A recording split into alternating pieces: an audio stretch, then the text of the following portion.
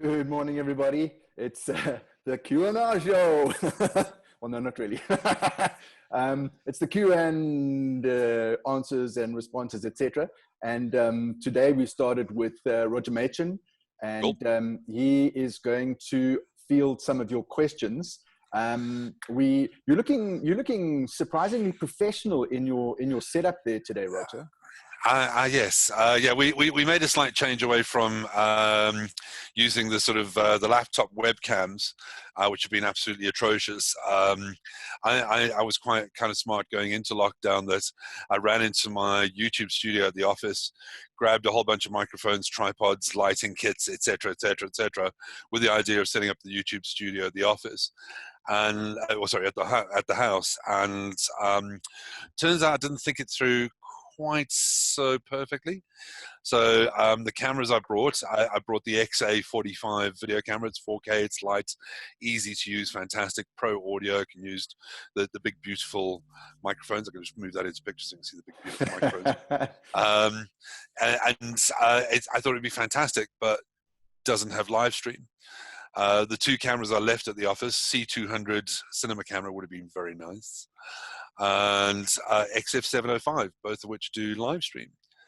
And as I said, they're still quite firmly ensconced in the studio, locked under lock and key, 60 odd kilometers that way. So for the last couple of weeks, I've been like, you and I have had a couple of discussions about how to do live stream. I've tried everything camera that I've got here, from a DX3 to a 5D4 to a 90D to the EOS-R, and I just couldn't get any of them to be working on PC environment. Now you use Ecamm software, on the Mac. on Mac. Ecamm. Yeah. But that's also not free. That's like $13 a month or something ridiculous. Yeah, absolutely. And that allows you to use the EOS-R via USB as a webcam. That's right. So Canon USA, in their infinite wisdom, about a week ago, launched EOS Webcam Utility Beta as a free test software. Now, we're not legally allowed to promote it because it's Canon USA license only, but they haven't restricted it to anybody in the world from downloading. So this is what I'm using at the moment, EOS Webcam Utility Beta. It's buggy. I'll say that without a shadow of a doubt. There will be positions where I'm frozen for a bit. The sound will still work, but I know the difference that they'd made now that I've got the nice lighting. I then moved so a nice pleasing background. There's a whole camera display over there, and using the EOS-R with a beautiful 50mm 1.2. Show us the 1.2. Show us the 1.2. Oh, the 1.2 eye tracking, autofocus. Oh, EOS-R, gotta love it. And then look at that. Look at the bokeh in the background. As I say, if I do the hand thing is the best. Oh, bokeh-licious, and then back to my face. So I've had quite a lot of fun playing with this recently, and obviously EOS-R just looks. Oh, there you frozen go. Frozen picture. Oh, good. It will do that from time to time. As I say, it is beta. We're currently lobbying USA to allow us to have the license in Europe, Middle East. But officially, I'm not endorsing it or promoting it or telling anybody to go out there and use it. But go out there and use it. Bear in mind, there are some bugs, and there's some nice tutorials about the bugs.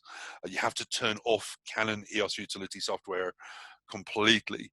And even though this is called EOS Utility Webcam Utility Beta, it's a separate software, and the two of them don't like each other. So yeah. Okay. Well, I tell you what, it's made a huge difference. So well done to Canon for that. It's not you, it's Canon. No. It's not me. It's the lens. It's the lens. It's the camera. It's not your makeup artist either. All right, yeah, absolutely. Yeah. So, thanks for doing this. Sorry to just jump back at the Q&R session. I mean, it was going to be a Q&A. It seemed logical that Quinton and Roger and question and reply seem to work, so we'll call it the Q&R session. Thanks for doing this, and the really, really kind comments from the Dave Hans and the Martin Braskin, the rest of the guys who when you posted it, so, oh yeah, he's a genius. Like, please don't do that. It's very kind, and thank you. I don't have all of the answers, but I will try my best. Fantastic. So yeah, but thanks very much for coming on. I know there are a couple of questions, and we've certainly got a couple of questions so Yeah. far. So the majority of them, as one would expect, would be about a certain R5. Indeed, yes. We And were kind of expecting that. yeah, Yeah. and also the the mirrorless shift, etc. Yeah. So I think, I don't know if you, and obviously a lot of the questions, I know the answers will still have black tape on them. Yes, So, yes, yes, yes, yes. so, Well, so put it this way. In lieu of sort of answering specific product-related questions, I can tell you what I do know, what has actually been made public knowledge, and what kind of insights, and sort of in a little monologue, I can sort of answer a couple of the sort of critical questions that people want to know. Obviously, while you're talking there, I'm yeah. looking down here at questions, etc. So I'm not ignoring you. Cool. Okay. Right. Well, if questions come in, or if you want to interrupt me, by all means, jump Cool, I'll into do it. that. But essentially, at this stage, Canon's made a conscious decision to do some pre-development announcements. Now, we did this with the DX3 back in October, pretty much straight after the first development announcement. The DX3 came out. We were able to get our hands on a sample and start testing it and playing with it and checking a couple of things. But they didn't reveal final specs until the camera was officially announced in kind of January. And then it started shipping in February, and literally just before lockdown, we pretty much sold our first batch. So there are people in South Africa who are actually using things like the DX3. But at the same time, we did mention the fact that we are developing the EOS R5, and we hinted at a couple of specifications. Now, I've memorized the entire specifications off the top of my head. I'm going to be very careful about which ones I'm allowed to say and which ones I'm not allowed to say, because we've had 2 development announcements since then, with sort of further leaking or sort of further confirming of specs. I like the leaking of. Yeah.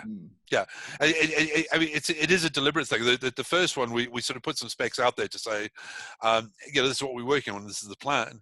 And then we saw the response specifically from the American YouTubers. It's always the American YouTubers. And they were like, yeah, no, this is crap. There's no ways they can do this. And yeah, there's going to be the Canon cripple hammer. I love that. That's Casey from Camera Conspiracies, who started that little meme, should we call it that? Hashtag the cripple. Hashtag the Canon cripple hammer. And we decided to do a second announcement to sort of belay some of the fears, where even Tony Northrup said, yeah, there's no ways it's going to do 8K 30p in camera without some problems. So we did an announcement where he said, no, it does 8K 30p, and there's no crop, and there's autofocus.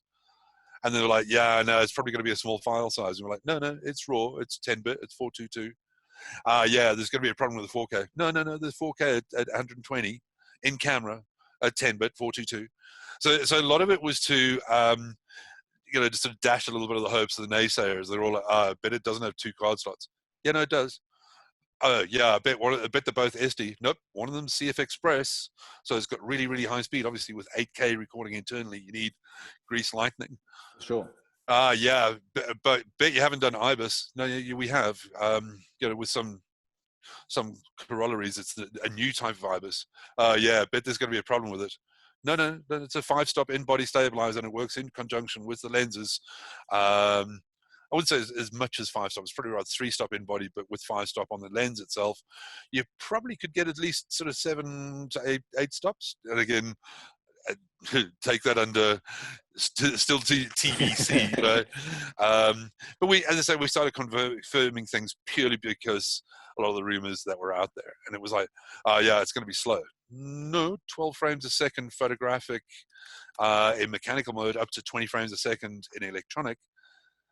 Yeah, but it's not going to be high resolution. Well, yeah, if it's 8K and at full readout, 8K runs at 30 million pixels, so I can't divulge any further about that. But yeah, if I can run 8K at 30 million pixels 30 times a second, yeah, that kind of resolution at 20 times a second is not really a saga. Oh, I bet there's going to be issues with it. And we're just sort of going, well, hang on, okay, it'll come. it'll Yeah. come. So the big thing is, how does it affect the other models in the range? And it is most certainly going to be the flagship, and because it's flagship, it's going to come in at a price precedent. There's a lot of I mean, questions about, I'm seeing it. In my sort of understanding of it, I'm seeing it as like a DX Lite almost. So well, loads it's of not. shutter speed and Yeah, autofocus and et cetera, et cetera. sure. I know it's not a DX, but if you think Yeah, about it, yeah. it's pretty I, powerful. I, I, I get where you're going to with that. It was meant to be a camera that pretty much does everything, pretty much along the lines of a 5D4 and a DX2. Mm. But the DX3 was put into the market for a very, very, very specific reason. And this is one of the things that, oh my God, Canon releasing another DSLR in the world that's only wants mirrorless. Like, whoa, hang on a second, Joe. Even at the end of 2019, 50% of the cameras shipped out of Japan were still DSLR. There's still a massive market for DSLR. And that pro photographer sitting at the end of the 100-meter straight at the Olympics in Tokyo, whatever that's going to happen. But the plan of action was to have a camera ready for the Olympics in Tokyo. And that guy, he doesn't like electronic viewfinder. He's not a 20-year-old, 30-year-old youngster embracing new technology. He wants more frames a second. He wants the optical viewfinder. The DX3 was launched to basically answer him. He still wants that optical. It can work like a mirrorless in terms of switching the mirror up and getting 20 frames a second in either a mechanical shutter or an electronic shutter. Beat that. Didn't say that out loud. Yeah. Anyway, it could do 20 frames a second with the mirror locked up with the tracking autofocus, and 16 frames a second with the standard mirror. Fastest camera we've ever made, and again for a specific reason. Now, a lot of the tech that went into the DX3 from a processing point of view, from a video handling point of view, obviously will make its way into the mirrorless lineup. Now, mirrorless is a totally different animal, and Canon's made a really, really, really important statement. Not just, the cameras we launched, the R and the RP, were really not pro by any stretch of the imagination, in that they didn't tick all the boxes that pros wanted. It didn't mean that they couldn't be used for pro use. As a practical example, you're a working professional paying the bills day to day, and you've got two EOS Rs. So yes, by that definition, it is a pro camera. But on paper, people wanted two card slots. It didn't have two card slots. Oh my God, what happens if a card fails? Well, you take the card out and put another card in. Yes, you lose some things, but 90% of the people we spoke to that said, when we said you've had a card failure, let's have a look at the card, and it was like they were almost embarrassed to show it because it was like like a vintage the washing card machine a few times. Well, exactly, and they'd been hammered. It was never a brand new card straight out of the box, or if it was a brand new card straight out of the box, it wasn't a great brand, or it wasn't the specification required by the camera. There was always issues. I'm not saying that all cards are infallible and they're absolutely perfect. I've had brand new cards that have had issues. At the end of the day, you got to stick to a good brand, and the argument that we've always said from the get-go was, you've got to treat them like tires on your car. The cheaper you go, the worse the ride is going to. The worse the ride is going to be. The higher the quality that you invest in. It is a consumable. The higher the quality you invest in, the longer it's going to serve you, and the better it's going to be long run. So, absolutely. I mean, I saw the EOS R conversion for me. In the fact that it was a delivery mechanism for the lenses. Sure. I mean, I'm blown away. If I had these RF lenses, 5 years ago, I think a lot of stress in my life would have been completely out the window. They're amazing. I get that, and I mean the brilliance of the R system. We went to our engineers and we said, you've now got the freedom to do what you like, and that flange back distance from a traditional SLR between the bayonet and the sensor being 46 mil and the mirrorless being only 22 opened up a whole bunch of new possibilities for lenses with a focal length below 50 mil, because you don't have to travel that 46 mil anymore. You're only having to travel 22, and having a bigger bayonet realistically and at shorter distance meant the possibilities for glass were pretty much endless. And we've got a full lineup of EF lenses out there. There's 80 models in the current lineup to choose from, but in the total range, we've released about 183 different lenses over the last sort of 33 years, and all of them fit and work through that wonderful little RF adapter. And the brilliance about that was that there's no optics in it, so with no optics in that, it doesn't affect the performance, and your EF lenses fit and work with no restrictions whatsoever. So a lot of people kind of forgot about that when they looked at the ESR, like I don't want to invest in the new lenses. Well, you don't have to yet. When you do, oh my gosh, yes, you're going to want one of those. Is that the 85 DO, or is it DS? No. This is the 2870 f2. Oh, no, it's I have to say, out of the lenses that I've used, the 85 and that 2870, the 2870 is absolutely fantastic. A little heavy. I'll need to work on some of this, but I mean, the quality of that is. This is the thing, the big argument about moving to mirrorless is, it's going to make it smaller and lighter. The cameras, yes, most certainly are smaller and lighter in a greater degree, but the lenses have to be bigger because we're actually moving more of the optics in there. And yes, we're playing silly buggers at the moment. That 85 1.2 is massive, but it's a statement of intent. It's you can use an existing 85 1.2, you can use the 85 1.4, 85 1.8. They're all there for you to use. You don't have to go mirrorless and change all your lenses all at the same time. So we've made it kind of as seamless as possible. And there's another big question. How does the R5 affect the ESR? Well, it doesn't in the greater scheme of things because it comes in at a substantially higher price. The ESR is essentially a 5D4 in all aspects other than 2 card slots and 5.5 frames a second versus 6. So it's a 5D Mark IV. 5D Mark IV is a 45,000 rand camera. ESR is a 33,000 rand camera. For 15,000 rand less, you're getting the same camera. You're getting an enormous amount of camera for the money. And as I say, the R is such a great general purpose all-rounder. It was always meant to be an all-rounder, and it was a tool specifically to see how good the lenses were. We then put the RP in the market to answer the low-cost price point that people wanted, the first step into EOS-R. And essentially, the EOS-RP is a 6D Mark II. In all aspects, except for the fact it now also adds 4K, which the 62 never did. It equals the specification to the nth degree on the 62, other than battery. So yeah, the battery it's a smaller battery, so it's half the capacity. But everything else is a 62 with 4K, but for 5,000 rand cheaper.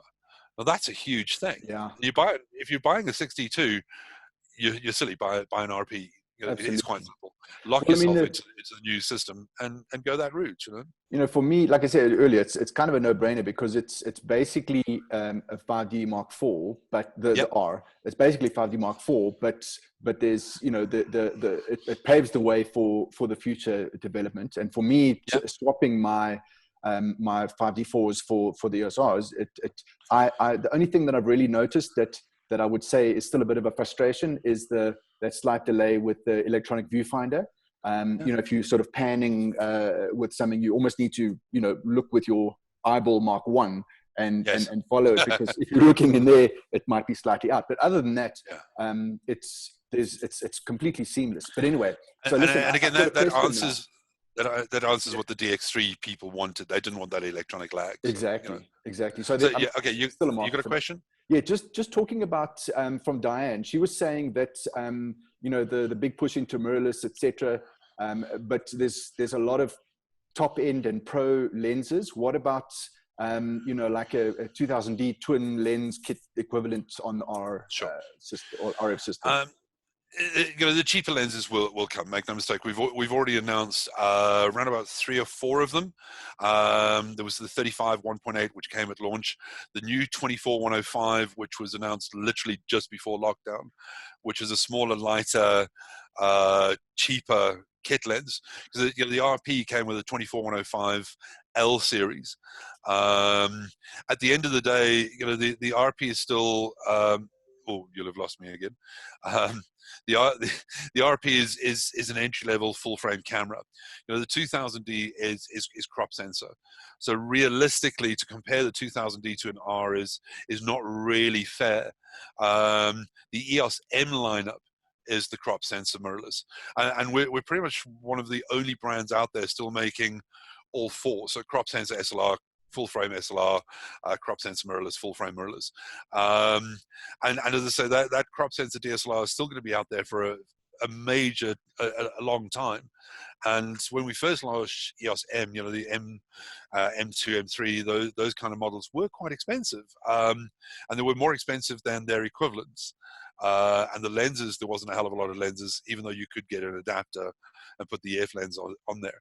But later incarnations, the current M50, M200, the M200's dirt cheap in terms of being sub 10,000 rand, and coming with a standard kit lens.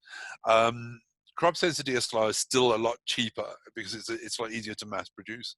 The 1855 lenses are made in stupid quantities. It is one of the reasons why we've managed to do 140 odd million lenses, the last 30 odd years. That 1855 is the winner. To get that cheap in an EF-M mount, it's going to take a little bit of time, but it is part of our future development. We are going to put more money into the EF-M lineup, as well as the EOS M cameras. There will be more coming. It's just there is a demand right now for full frame SLR, so we're doing that as well. The 90D came up as a very nice mirror sort of DSLR mid-range model, and the M62 was launched at exactly the same time with practically identical specs. In fact, in some cases, it actually had better specs than the 90D, which was kind of difficult to wrap your head around. But again, there are benefits and there are negativities. So the small cameras in mirrorless are fantastic. They are really tiny, but the electronic viewfinder, the electronic everything means that the battery consumption is higher. So like an RP, like a 62, but with a smaller battery, yes, it's 5,000 rand cheaper, but you spend a bit of that money buying extra batteries. Understood. We get that, and as long as you get your head around that mentality that mirrorless is going to be the future, and we're sort of first and second generation. ESR was first generation, RP was second generation. What we're doing with the RF lenses now is going boss, because we can. All of the cameras up until now have come free with the adapter, that lens mount adapter. So all of your existing EF lenses fit and work, and it doesn't mean you have to go and buy the 51.2 to see how good the EOS R is.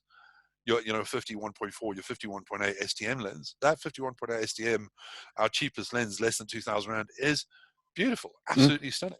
I mean, I've still got mine in my bag, and I bought it. I don't know, it must be 10 years ago, at least. Yeah. But it's a good idea. You can put, just on Diane's question there, the EFS lenses can also be utilized with that adapter. So it's not as though if an EF lens is not sort of within your budget, or an RF lens is not within your budget, the EFS lenses would also form part of the lenses that you could attach to it. Well, yeah, obviously with the corollary, so you are going to crop. So ESR goes from 30 million down to 12 million. RP goes from 26 million down to about 10, 11 or so, whatever it is, because the EFS is showing us a smaller part of the frame. But as you said, the adapter allows all of those lenses to fit and work. So the move into mirrorless is not as huge as people make it out to be. Long term, you are going to invest in the new RF lenses, and yes, they are more expensive, but they are worth every single cent. You yourself will testify to that, having moved from the 70-200 2.8 LIS Mark III, which was a magnificent lens that literally came out 3 years ago, 2014, 2015, something like that. And you're now using the RF 70-200 2.8, not only because it was substantially smaller, but the optical performance of it is substantially higher. Well, the thing is with all of the lenses, and I mean, my issue whenever I came to you, and every time we do a roadshow or things like that, we bring this up as the banter, the science thing. Yes. I always had problems with where I wanted to put a bride small in the corner at 2.8, and the sort of the smushiness from the fact that it's right on the edge at 2.8, etc. It drove me crazy. But the thing with the mirrorless lenses, the RF mount lenses, that wherever you are in that frame, wide open, it is perfectly sharp. And so that previous you did perfectly sharp is all. It's better. Let's put it that way. If I go right up to the side at f1.2. No, but hold on a second. I need to say then, I suppose I'm talking about things like the 85 mil and the 28 to 70. So it is the sort of higher end, the pinnacle. So that, but even that's the 70 to 200. I mean, it's not an entry level RF lens at all. But, of course not. But at 2.8, it's sharper than the EF version. And for me, that's just fantastic job done. Where do I send my money? Simple as that. So it is one of those things, and as I say, the most important questions, or the common questions I get asked is, should I go mirrorless? And the answer is quite simply, if you want. It is the overwhelming huge amount of development from Canon is most certainly going to be thrown at mirrorless, but not to the exclusion. We launched 2 DSLRs this year, so DX3 and the 850D. Both of those are DSLR, so we're continuing that development. That rumor that, oh my god, we're not going to make any more EF lenses. No, we're still making EF lenses. We're still producing on a day-to-day basis. We're just not putting any more R&D into EF lenses. When you consider we've been making them for 30 odd years, and pretty much everything's Mark II, Mark III, etc. The R&D that's required now to make a radical change to the performance is not viable. So even like the 600mm f4 is a Mark III. It's beautiful, make no mistake, and it's super light, etc.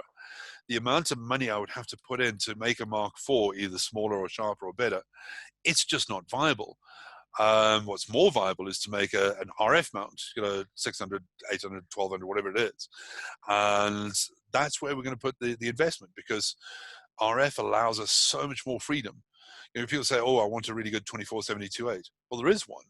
The Mark II EF version is magnificent and used by millions of pros around the world on a day-to-day basis. The RF mount is practically identical, but it now has the stabilizer. We were never able to put a stabilizer in the EF mount because the restrictions to get that 2.8 and 24 mil sharpness and still travel that 46 mil back to from the flange back to the actual sensor meant that the stabilizer just wasn't viable. For the RF mount, it is now possible. And at the same time, improving the overall optical quality. It's possible. So, the people are trying to get bogged down into, oh, if I go from DSLR to mirrorless, I have to change everything. It's like, yeah, easy target. Absolutely. I mean, there's lots of different ways to to get that across. And I mean, if you my theory has always been that this is how I provide for my family. So the quality needs to be fantastic. So I've always bought L series lenses because they are going to last me, and they've lasted me for years, and they will continue to do that. And the same applies to the RF lenses. But let's get some questions here. So hold on, now I lost that one. So Peter sent us an email in, and you're going to contact him directly. So Peter, Roger's going to contact you directly about regarding the RF 24-240 lens. Yeah. So he'll chat to you there about that. Check out if there's maybe an issue with the lens or whatever. But that he's going to touch base with you on. And then we've got here. With the arrival of the 90D, does this mean there won't be a 7D Mark III? Oh, geez, damn good question. Trust me, I've fielded questions on 7D3 for literally 5 or 6 years now. The 7D3 or 7D2, let's put it this way, came out in 2014. Its predecessor came out in 2010, I think it was. So there was a four-year gap, and sort of from 2018, which was 4 years after the 72, the phone's been. When's the 72 coming? When's the 73 coming? Sorry. The difficulty at this stage is that for Canon to produce a 73 for what people want. So people want better high ISO performance, better frames per second, higher resolution, better this 4K video, etc. Frozen again. Beta software, gotta love it. For Canon to produce it and come in at the same price level of the 7D2 was just not physically possible. And at the end of the day, it became a question of should we do it or should we not? And it was put on paper a lot of times, and I don't have the exact insight to be 100% sure and say it will never happen. I genuinely do not know, and I can't tell you for definite yes or no. But the insight that I have is that from a cost perspective, performance to improve all of the things that people wanted out of a 7D Mark III, the cost would go more than double. So the 7D2 even now still sells for the mid 20s, so 24, 25K.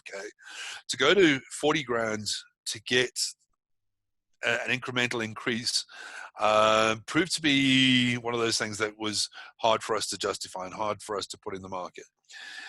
Having said that, the 90D has been put in there as a concerted upgrade from the 80D number one, which is one of the top vlogging cameras internationally next to the M50 and the G7X Mark II.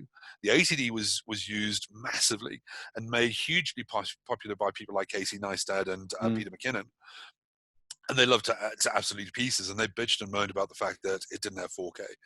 So 90D was put in the market with the idea to replace the 80D and to throw 4K at the mix, but simultaneously make a smaller, lighter stopgap for people who love the 7D2. What's the frame rate on the 90D? It's 10 frames a second at 30 million pixels. So where the 72 is 20 million pixels, 10 times a second, it's not far off. In the greatest scheme of things, it's actually higher resolution at the same frames per second. So it delivers better high ISO performance, delivers 10 frames a second, delivers higher resolution, delivers 4K. Yes, the 7D has got a better autofocus system. The tracking system on the 72 is substantially better. I will say that without any shadow of doubt. The build, the 2 card slots, the durability, the weather sealing, the 7D is a tank. It really is. If anything's a DX Lite, the 72 is exactly that, but more of a DX2 Lite or a DX1 Lite. So we get that. And I think Canon's thinking is that not only in terms of mirrorless, giving us the possibility to get much higher frames per second. The tracking autofocus system that we're developing is astonishing. What we've seen in the improvements on the EOS R from version 1 to 1.2 was not bad, but 1.2 to 1.4 absolutely massive. That eye autofocus is huge, and we're extending that to another degree for the R5. And again, this is something we have actually announced, that not only with the 12 frames a second, not only with the 20 frames a second, the dual pixel autofocus is definitely there. Eye tracking is most certainly happening, not only for people, but we're now also adding animal and bird tracking. Yeah, that's the thing that excites the hell out of me. I mean, I can hardly even speak. It's the fact that absolutely, in theory, the autofocus will pick up a shape and identify the shape, pick up a head, identify the shape, and then pick up an eye of a bird where it's got the same color head and eye, and I mean the potential of that is you're wandering into black tape territory. Well, see, I'm trying to get a hell yes. but I'm just saying that all I'm going to say is amazing. It's very good. Now, really? Again, so rolling a little bit back towards mirrorless as well as 7D kind of territory. When the 7D2 was announced, the best match lens that came at the same time with it was the 100-400 Mark II. And what an absolute magnificent combination. It really just, the two are like made for each other and made for South Africa birds and wildlife, etc., etc., etc. So when we announced the development of the R5, we also developed did a development announcement for an RF 100 to 500. And again, you can read into that. Oh, geez, I've disappeared again. Yeah. Oh, it's really bad. There you are. You're back. It always freezes on a really cracked pose, pulling something really horrible. But read into that what you will. The 100-500 is an indication that where we may well not make a 73. The hint is that now's the time for you to make that switch away from the crop sensor DSLR camera to full frame. The benefits in terms of resolution, the benefits in terms of high ISO performance, the benefits in terms of wide angle lenses are most certainly there. Make that switch to mirrorless, because this is where all the development is.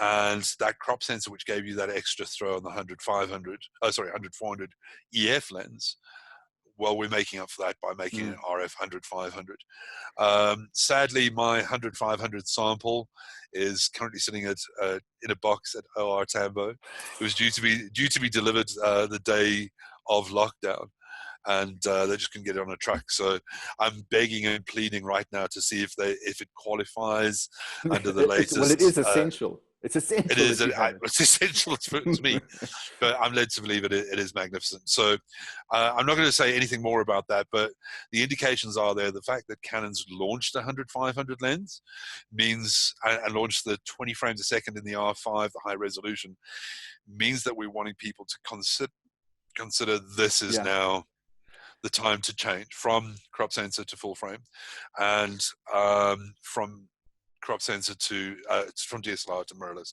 all at the same time. So I've got a question. I get it. It's hugely expensive, and just one tiny thing before we even go there. Yeah. Given the brilliance of the DX3 and given the backorder situation we have with the DX3, secondhand DX2s are going to hit the market on a major basis. Secondhand DX1s are going to hit the market at a really, really major basis. If you're intimidated about mirrorless, and if you want to stick with EF, if you want to stick with mirrorless, if you want to stick with DSLR, I should say, upgrading from a 7D2 to a secondhand DX or a DX2 is an enormous amount of camera for what you're going to get in secondhand. And the performance is astonishing on those cameras. If you are intimidated, secondhand DX2, my God, I would leap at the chance to have a secondhand DX2. And there's a lot of them out there because there are people who are going to the DX3. So have that as a consideration. Make no mistake. Okay, so I saw somewhere, I can't think of where it was, but there was talk about the strange aperture combination or whatever it was on the 100, I mean that 150-500, whatever that is. What is 100, 150-500? Yeah. 100-500. 100-500. And I'm not sure, as I say, what, because I really saw it briefly. Sure. But I don't know if you want to get into that. Well, the 100-400 that exists at the moment is a 4.5 to 5.6. The RF is going to be a 4.5 to 7.1. 7.1. Yeah. Yeah. So it is 2/3 of a stop slower than the existing 100-400. And yes, on a crop sensor, the 400 gives you a 560 focal length at f5.6. Having said that, there's the sort of line that we have to walk, and I've had this discussion on countless occasions where when we first launched that BC, the 2870 f2, 90% of the communication was, right, why didn't we put a stabilizer in? The answer is because it's f2. And why didn't you make it 24? Because it's f2. And that was what we could do in order to keep it that size, that weight, and not this size. Please bear in mind that's a 60,000 rand lens, and it weighs 1.3 kilos, and it's huge. Yeah. To go to a 24mm, to add a stabilizer, and to keep it at f2 would have made it way bigger, way heavier, and way more expensive. Yeah. So Canon walks the line. Every single time we do something, we do very, very, very calculated decisions. And yes, it might well look like a cripple hammer, But we, and I get that. One of the biggest criticisms was on the 90D that it didn't have 24p, which is the cinematic 24 mode. And if you had to believe the Americans, oh no, it looks cinematic. And we were like, well, okay, just go shoot it in PAL. If you don't like your 30 frames a second, go shoot it in PAL. It gives you 25. You can't tell the difference between 24 and 25. I challenge any filmmaker. If I show you 2 bits of footage, shot at 24 and shot at 25, and say, tell me the difference, which one is which? They will tell you they can tell the difference between 24 and 30. And I believe that may well be feasible. 30 frames a second, which is the American NTSC standard. But you would think that Canon's the worst company in the world for killing it. And we took it off for a reason, because it was a bit cheap and it was an unnecessary thing. And most of the people we were talking to didn't actually want it or need it. Oh God, have I gone completely? You've lost it completely. Gone completely. Oh geez. Okay. It's fine. I've got another question here while keep the audio while I do this. Yeah, absolutely. So while you're doing that, can you think and talk at the same time? And work no, absolutely. You're just going to lose a picture. That's fine. Okay, so where is it? Jade had a question. Will or can the lag on the electronic viewfinder be resolved with the R5? It's a difficult question to answer. Without going to exact specifications, the electronic viewfinder on the R5 is better than we have on the R and the RP, because it has to be. Obviously, for 20 frames a second, it needs that. We've taken into consideration the lag that definitely happens. And again, you just to take a look at YouTube and have a look at Tony Northrup's review of the Sony Alpha 9 and Alpha 9 II when he was shooting a bird in flight. At 20 frames a second, the first 18 frames or so, he's got the bird in the frame. But slowly but surely, the bird's leaving the frame. He's still seeing it in the viewfinder. It happens. I'm not going to lie to you. It most certainly happens.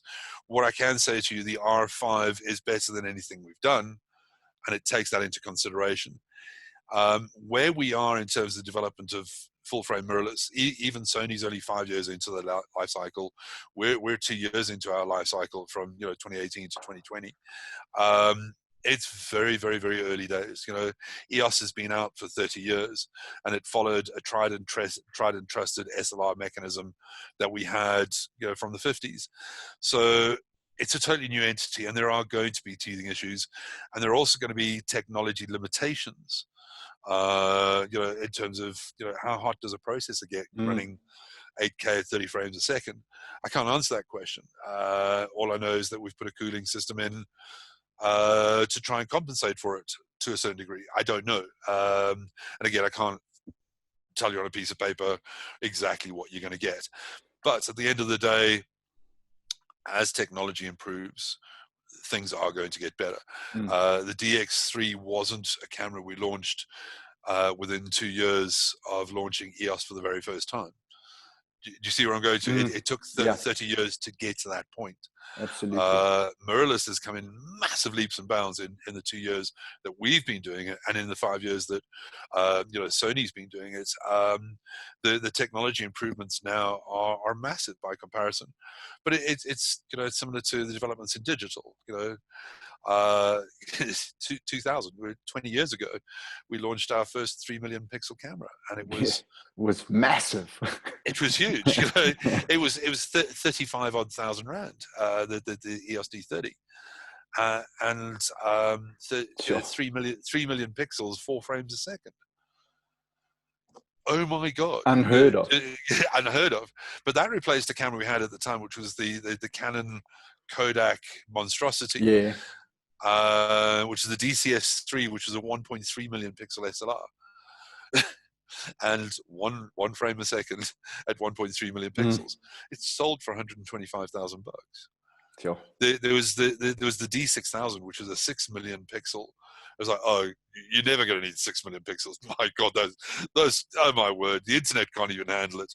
My 14.4K modem, Sorry, I'm showing my age there. Yeah, absolutely. So I got another question from Niels Engelbrecht. When will the 5D be available in SA, the new 5D? What's the new 5D? The 5D4 is the current 5D.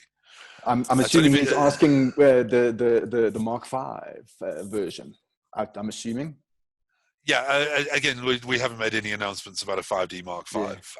If you to believe anything, again, the R5 from our developers' point of view is the nearest thing to a replacement for the 5D4. At this stage, the 5D4 for what you're paying and what you're getting is a lot of camera. Personally, I wouldn't buy a 5D4 now. I'd go to an EOS R Yeah, I would agree with that. without even thinking twice. Yeah. And it's reflected in the sales. You know, the sales are now literally well over 85% R versus 15% 5D4, and that's understandable. You're getting the same camera for substantially less.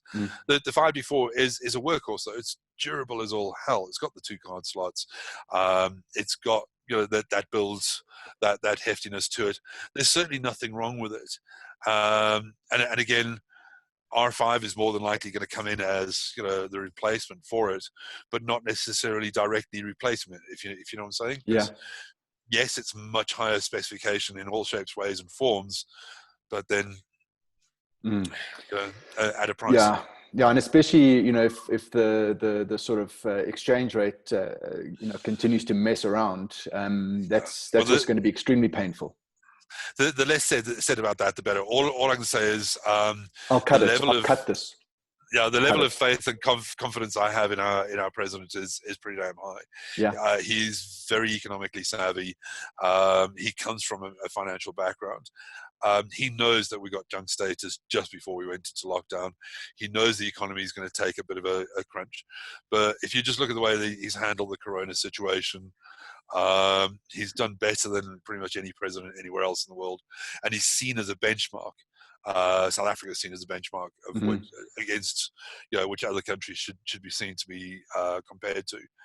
He knows the economy is going to take a dive, and he knows that we're in a bit of a situation. So I firmly believe there is a plan of action coming out of this to resolve it. But for the first couple of months, the exchange rate is ugly, and prices are going up. I've already seen discussions on a variety of Facebook groups about, you know, certain websites already putting up their prices, and it is a fact of life. It is what it is, you know. So, granted, that dealer may well have bought stock in January, February at 18, 17 rand to the euro, but the replenishment stock that he now has to buy, once that stock is sold out, his replenishment stock, he has to buy it at 21 rand to the euro, or 20 rand to the dollar, whatever the case may be. The prices have gone up specifically for him to buy new stock. There's a good chance he sold out the stock that he has on his website at the older price. So yeah, it's, you know, bear with us. And you and I had this discussion the other day about how photographers need to readjust their settings. The equipment percentage, or whatever you want to call it. If you can put in the equipment percentage, that's a really great idea. But it's very much where we are right now. It's a dream rather than a reality. It's a wish. Yeah, right now you've got to pay bills. I get that. The sooner you get into a working environment, the better. We know. We understand that. We're not pushing hard at any shape, way, or form. We were going to launch the camera anyway. You know, the R5 is coming. It is, you know, regardless. Production has been delayed. Make no mistake, it is coming later than we were originally anticipating. But that's also fine. We also, you know, don't want to be seen to be pushing hard at you guys right now. I get it. I know where you are. You're feeling the pinch. Coming out of this, you have to work in as much as you possibly can, as slowly and surely or incrementally as you can, to put in a little bit of a price increase. Your customers will understand that this is par for the course. This is what has to happen. Yeah. On the back of this situation, you know, the new normal. I hate those terms. Yeah. I hate it. There is going to be a new normal. Things are going to be different. But you know, again, one of those classic memes that's doing the rounds at the moment. Maybe our new normal should be a very big relook at what we considered normal before in now. the first place. Yeah. I mean, decide whether we want that. We're in a position now for massive change. Yeah, I mean, I think there's a whole lot of things that go into that, and one of the talks that I'm busy preparing is what photographers, and I'm not talking about the pro level, I'm talking about sort of the middle and lower end, are charging, and how it's absolutely not sustainable. You can't charge $350 and for a shoot where you're traveling there, you're giving them prints, there's a photo book and a hair and makeup artist. It's stupid. But anyway, we'll move on from that, because we've got like about 10 minutes left. I've got some more questions. Jade Holly wants to know that software that you're talking about there, the beta, when is it going to be available for Mac? I don't know. Again, we don't even have it legally allowed to use in Europe, Middle East, and Africa. It's PC only at the moment. As I say, we're negotiating with them for extended level of development. I know, given the lockdown and the quarantine situation worldwide, Canon USA wanted to put it in the market very, very quickly. It's been an absolute bonus for me to be able to now set up my studio instead of using the horrendous webcam, using a proper EOS R, and getting this 50mm 1.2 dreamy bokeh-licious stuff. Again, we have to wait on Canon USA. The fact that there's no Canon logo or EOS logo in the software would lead me to believe that it's sourced from an external company, and there are licensing issues with regard to why it doesn't work with existing EOS utility. Number one. Number two, the fact that it's Mac or PC only at this stage. So Jade, hold thumbs at this stage. There are a couple of options. There's eCam, there's Cam Twist. You can Google. I know that Mac has got a lot more than PC straight off the bat, but not cheap. Yeah, absolutely. And that I'm feeling that pinch, trust me. Claudia Marquez from Mozambique says, how's it? Andy Lund says, brothers, looking gorgeous. Thank you. Chris Vessel says, 300D was a lovely cam, really changed my life. Peter Veitch, I hope I pronounced that right, Veitch. His only criticism on the R is the battery life. Fortunately, he's got a legacy of cameras that use the EP6N battery. I don't know. I mean, I have to say, I haven't felt a problem with the battery life on my Rs, but then I've also got a whole lot of other ones, and when it becomes an issue, I just put another one in. But we don't want to talk about your Rs. We even did a campaign about that. Touch my R's. Kiss my R's system. Kiss my R's system. I'm going to go back on that and say yes. This is a side effect of mirrorless. The RP is substantially worse. Make no mistake, because it has that LP17, really, really small and light battery on it. You are saving 15,000 rand on the camera. It's worth your while to invest in a grip. Have the two batteries. Number one, maybe throw in another battery if you can. The grip is fantastic. For me, it becomes a 4-finger camera. Then you know what I mean. Absolutely. I just love that the fact that I can shoot in the same way that I was with the Mark IVs. So for me, it was a must straight away. And absolutely, but I mean, you as a working pro, you're used to having that amount of fingers on the camera. Yes, it negates the small idea of mirrorless, but there are wins and there are losses. As far as I'm concerned, there are ways and means around it. The best thing for me about the battery grip, and it's one of the reasons why I have it here, for an hour-long video conference using Zoom. I did a test the other day. You and I were talking. We spoke for 58 minutes.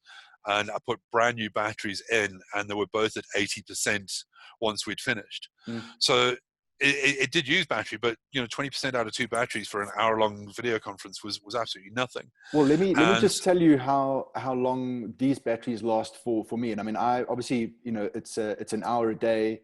Plus sometimes before beforehand there's a bit of setup and check and etc. But I will run maybe 3 days on one battery. Wow. So that's at least 3 hours of the camera running like it is now, plus whatever stuff in between. So that's why I say it's when in this configuration, I would say it uses nothing. I know it's nonsense, but I think it's also one of those things, it's 6 of one, half a dozen of the other. For me, the biggest selling feature on that battery grip wasn't just about the 2 batteries. It was about that PDE1, which means you can run the camera directly off mains if you wanted to. which was fantastic for this kind of environment. Yeah. Realistically, should be doing Should that be doing anyway. But it meant that I could have the grip plugged into that all the time. Yeah. And when the camera switched on, it was working like a dual charger, and it will charge both batteries. The amount of times I've come in from a day's shoot with 2 flat batteries, put one on a charger with the other And one then ready fallen for asleep. yeah, exactly. It happens when you travel. Make no mistake. Yeah. You wake up in the morning with 1 flat battery and 1 full, and you got sort of breakfast time to go and get hopefully get some charge into the second battery. But the PD one, as I say, plugging straight into the grip, and as I say, comes with that grip. Yeah. Again, there's the battery life's not as good. Camera's 15,000 rand cheaper. Buy another battery. Yeah, absolutely. So, Just a thought. Pete Philmalter's question, he uses the 1DX specifically for tech features such as the LAN cable tethering, tough body, serious battery, Wi-Fi, shooting straight to FTP server. In the extended future, is Canon leaning towards a 1D type body with mirrorless, or perhaps a pro level R body? Well, obviously the R5 is the first indication of pro level R body, in the fact that it's got Wi-Fi 2.4 and 5 gigahertz on body. It doesn't have the LAN terminal at this stage, but indications are that it will shoot to an FTP server. Indications are, I can't confirm that at this stage. So theoretically, we are sort of working on that route.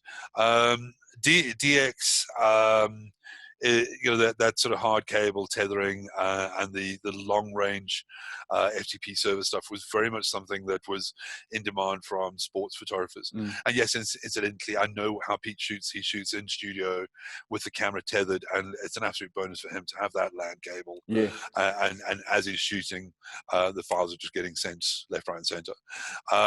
I love that from a transmission point of view, from a photojournalist, sports, action, news, photography point of view. It is critical.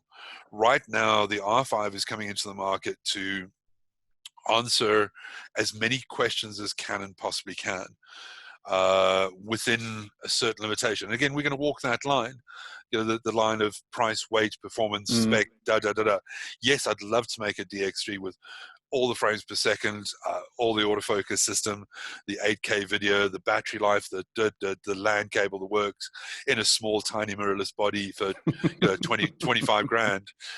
It's just not feasible. In some cases, we have to balance what we want. Not what we want, what the market wants, with what we can deliver. So the R5 comes along delivering not just what people wanted as far as video's capability is concerned now, but for what people want as far as video capabilities for the next 3-4 years. We're going to try and not be in the situation that some of our competitors are in, that they put a camera into the market and people want a little bit more future proofing out of it, so they launch another model within 2 years or another model within 2 years, and you keep having to upgrade. Canon has this mindset, and it's one of the things I do love about the brand. Yes, we're a little bit slower in launching new models into the market, but we try and future-proof them as much as possible. So the R5 is going to come in with 8K. The overwhelming majority of people don't need 8K. The vloggers on the internet, on the YouTube, they think they need 4K, but the overwhelming majority of the world watches YouTube at 640 by 480 at 15 frames a second. You don't need 4K, but 4K gives vloggers the opportunity to have a single camera operation, and out of a single 4K stream use the full width of the sensor for a wide shot, and then do a crop in for a tight shot, or do a zoom, or like a pan or whatever it is. Out of a single 4K stream, you can get 2, 3, 4 full HD options. 8K now gives them the option to do that, but now in 4K. So 8K being 16 times the resolution of full HD. I don't even think my 4K laptop can handle 8K. It's kind of crazy. So Canon might be a little bit slow with the products that come to the market, but we try and future-proof them. So R5 is meant to answer a couple of questions. People wanted IBIS, we've got it. People wanted 2 card slots, you've got it. People wanted better video that can maybe leapfrog our competitor, you've got it. People wanted better frames per second, tracking eye autofocus, you've got it. So we've ticked a lot of boxes that people wanted. Yes, there's going to be some sacrifices in order to keep it either at a size or a price point of view, but bear in mind, it's quite singularly the greatest camera I've ever touched in my entire life, and it's heartbreaking because I'm going to show you the cobwebs on my DX3. Yeah. It's heartbreaking. This camera hasn't been used since February. All right, so listen, we've probably got a couple of seconds left. Cool. All right. But I think that's it on the questions and things like that. Yeah, well, it's been fun. Yeah, absolutely. I want to say thank you very much. Less questions, more of me just rambling on. Next time I'll ask more questions. Remember, it's cool. it's the Hunters of Light, not the Roger show. Listen, but thanks for that. But at least people haven't been distracted from our ugly mugs by beautiful photographs. Absolutely. They've been forced to look at this. Exactly. Let them suffer. That. Listen, thank you very much. I appreciate it. I think from my point of view personally, I really appreciate you as a friend and a mentor. From a brand point of view, Canon has been very supportive for me. And just thank you very much for giving the time and the energy and all of those sorts of things. It's really appreciated. I'm getting all choked up. The kindness that I've been seeing in the comments below when people said when you said you're getting Roger on, like, oh, I love this man. I'm like, oh dear God, I'm very gratified, and I've had a whale of a time, and thank you. It's a pleasure. Thank you for the opportunity. It's an absolute pleasure, and maybe we'll do it again in the future. But I think for the inaugural Q&R Mark II. Yeah, we can do a Mark II or a Q&R X Mark. We'll get there. Thanks, mate. I appreciate it. Fantastic. Cheers. Stay well. Bye.